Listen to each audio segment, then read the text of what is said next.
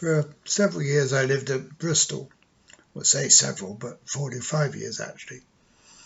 And I worked on the Concorde, and I thought it rather appropriate at this moment to mention a couple of poems about Bristol. The first one applies to Clifton Suspension Bridge. And that's the title of Clifton Suspension Bridge.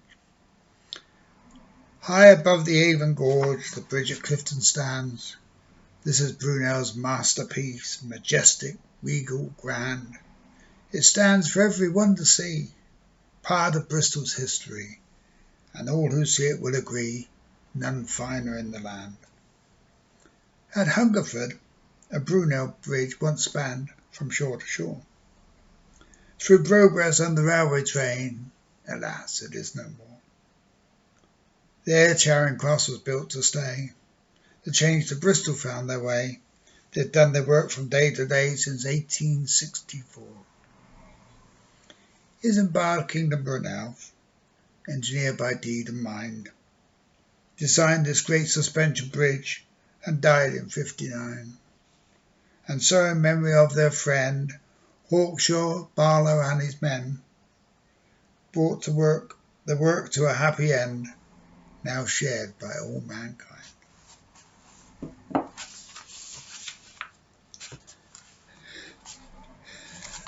The second one, that I hope you like, is about Bristol's past and present. I don't know whether any of you know, but Bristol's past, well, it originated around the slave trade with the merchants and the money that was made. So I've written this, Bristol past and present. From Bristol down to Avonmouth, where the river Avon runs, through the famous Avon Gorge, ships manned by Bristol's sons. From there into the Severn, and then far out to sea until they reach the Africas. Then starts the misery. For here the slaves are brought on board and chained down in the hold. Like any other merchandise, for profit they'll be sold. Packed by the slaving traders, like sardines in a can. They only lie, they cannot sit, there is no room to stand. The decks are just 3 feet apart, and so diseases rife. The food is bad, the water too. Some try to take their life. Parted from their families and left without a hope. Some die by jumping overboard, while others use a rope. And when the journey's over, the slaves are brought ashore, then fed to make them strong again before they're sold once more. Pick cotton, man, from dawn till dusk to make the white man rich. And if you stop to ease your back will feel the whip.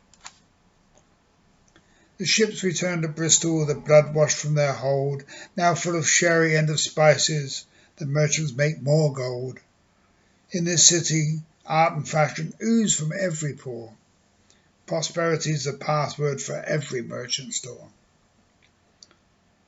The merchants had a different view from the modern you and me, and perhaps without them, where would our Bristol be?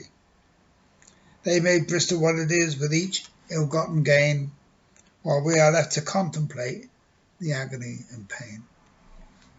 It's much too late to criticise Bristolians of the past. Perhaps we need to make amends and ease the pain at last. For all the third world victims far out across the sea, support the foreign aid programmes and stop the poverty.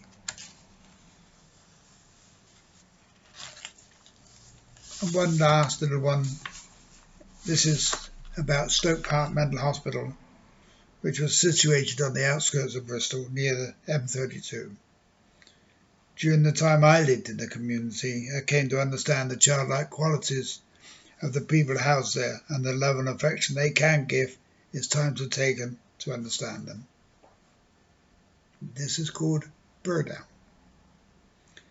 Last night as I strolled over Purdown Hill, where they house the sick and the mentally ill, I thought to myself, what a crying shame that everybody's not made the same.